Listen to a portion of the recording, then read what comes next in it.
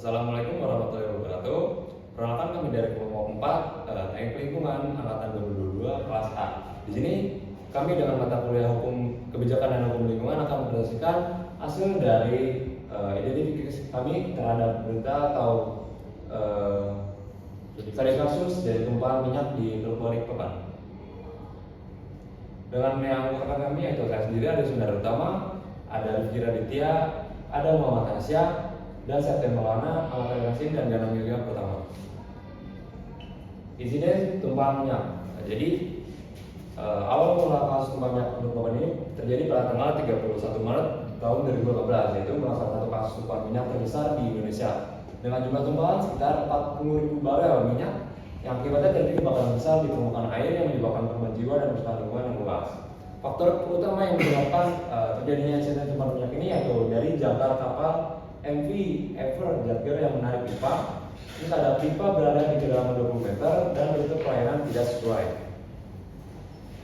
Lalu ada estimasi kerugian dari ekonomi yang terjadi pada kasus tersebut, yaitu ya biaya responden tumpahan minyak dan rehabilitas mangrove. Komponen pertama itu dari pembersihan tumpahan minyak dengan nilai itu tenaga kerja, peralatan, jaringan penanganan minyak, serta dari komponen rehabilitas mangrove ada tenaga kerja dan pengadaan unit. Serta ada kesehatan masyarakat dari penderita gangguan pernapasan, korban meninggal, dari komponen kerusakan alat fasilitas perikanan dari kapal ikan, tambak, bubu, rengge, sodok, dan bela. Dari komponen penurunan penghasilan ada nelayan tambak, dan pengelola kapal top. Baik, kemudian kita akan membahas tersangka dari kasus tumpahan minyak ini. Jadi penyidik telah menetapkan Jang DI sebagai nakoda MV Jagger. Jadi hasil investigasi menunjukkan pipa tersebut tertarik hingga patah akibat jangkar kapal tersebut. Pada 11 Maret 2019, Pengadilan Negeri Balikpapan menjatuhkan hukuman 10 tahun penjara dan denda 15 miliar kepada Jang DI karena terbukti melakukan tindak pidana pencemaran dan kerusakan lingkungan yang sesuai dengan pasal 98 ayat 3 Undang-Undang Nomor 32 Tahun 2009 tentang perlindungan dan pengelolaan lingkungan hidup. Kemudian ada bentuk pertanggungjawaban atas terjadinya pencemaran ini.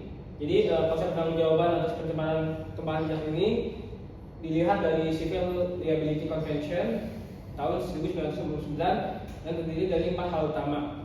Yang pertama adalah bahaya dari pencemaran minyak melekat dalam transportasi minyak dengan kapal melalui laut.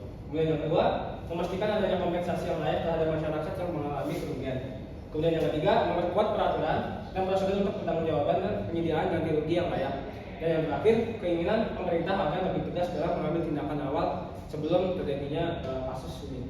Selanjutnya ada rekomendasi tindakan atas fenomena ini. Dari satu ada tindakan korektif. Yang pertama ada penyusunan dan implementasi rencana restorasi ekosistem. Yang kedua ada bioremediasi untuk degradasi tumpahan minyaknya. Yang ketiga ada memberi kompensasi kepada masyarakat yang terdampak. Selanjutnya ada tindakan preventif atas fenomena ini juga, yaitu yang pertama ada audit untuk infrastruktur pipa bawah laut.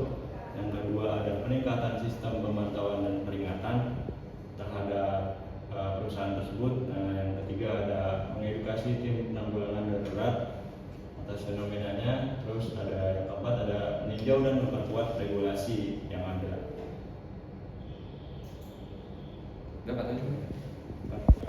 Oke, selanjutnya yaitu studi kasus korupsi tata niaga komoditas timah di wilayah IUP PT Timah Tbk pada tahun 2015 sampai 2022. Nah, dari sini studi kasus ini kronologinya yaitu bermula dari pengembangan penyidikan tersangka kerjasama yaitu Direktur Utama PT Timah Tbk dan Direktur Keuangan PT Timah Tbk menyediakan biji timah dengan cara membentuk perusahaan-perusahaan manipulatif yang bernama CV Bangka Jaya Abadi BJA dan CV Raja Wali. Keduanya perusahaan tersebut digunakan untuk menampung biji-biji ilegal dari izin usaha pertambangan PT IUP.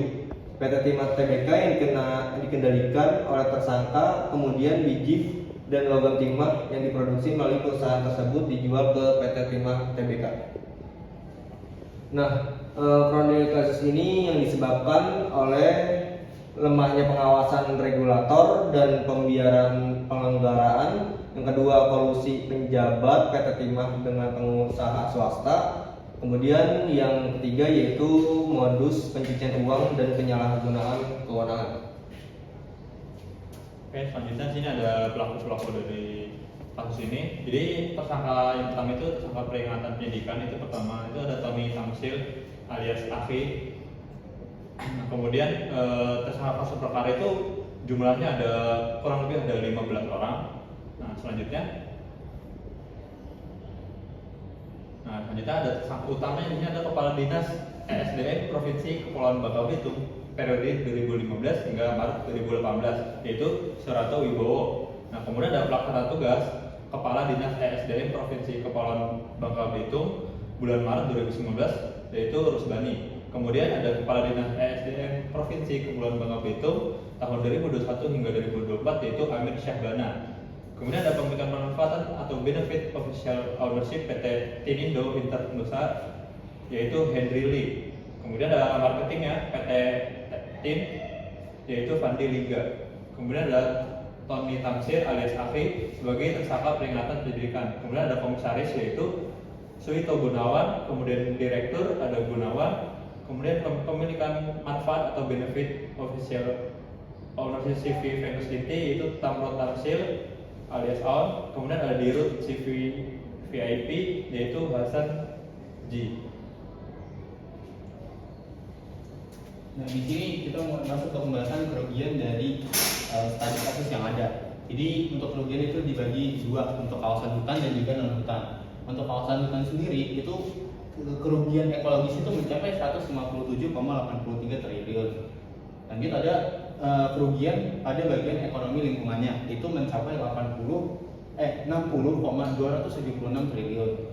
Dan untuk biaya pemulihannya itu mencapai 5,257 triliun. Jadi totalnya untuk kawasan hutan kerugian yang harus diganti adalah 223 triliun 366,270,205 triliun. Untuk kawasan non hutannya itu untuk kerugian lingkungan ekologisnya yaitu 25,87 triliun. Untuk ekonomi lingkungannya sejumlah 15,2 triliun. Dan untuk biaya pemulihannya yaitu 6,629 triliun. Dan total kerugian untuk kawasan non hutan adalah sejumlah 47,703 triliun. Nah, ini untuk rekapan yang tadi untuk kawasan non hutannya seperti ini totalnya. Next. Nah, ini untuk rekomendasi tindakan korektifnya yaitu penegakan hukum yang tegas dan transparan. Jadi untuk koreksinya yaitu pemerintah harus mempunyai penegakan hukum yang lebih tegas lagi. Selanjutnya ada pemulihan kerugian negara dan juga lingkungan. Untuk tadi sudah direkap bahwa lingkungan memiliki kerugian yang sangat tinggi. Jadi setidaknya pelaku usaha itu harus mengganti pemulihan kerugiannya. Yang terakhir ada audit dan reformasi internal perusahaan. Jadi untuk perusahaannya itu harus dilakukan audit internal untuk mengetahui apa saja yang harus dikoreksi.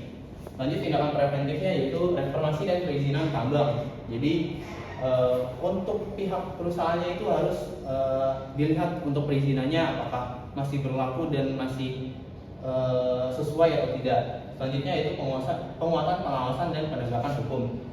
Ini sama, yaitu pemerintah harus mengawasi dan menegakkan hukum yang sudah berlaku kepada pihak-pihak perusahaan. Yang ketiga adalah edukasi dan budaya anti korupsi. Ini harus diterapkan oleh setiap perusahaan-perusahaan yang menjalankan kegiatannya. Yang terakhir adalah transparansi dan partisipasi publik. Jadi masyarakat juga harus berpartisipasi dalam kegiatan-kegiatan yang dapat berkemungkinan dapat merusak lingkungan. Nah, untuk studi kasus ini sudah dipaparkan oleh teman-teman saya. Sekian, terima kasih. Wassalamualaikum warahmatullahi wabarakatuh.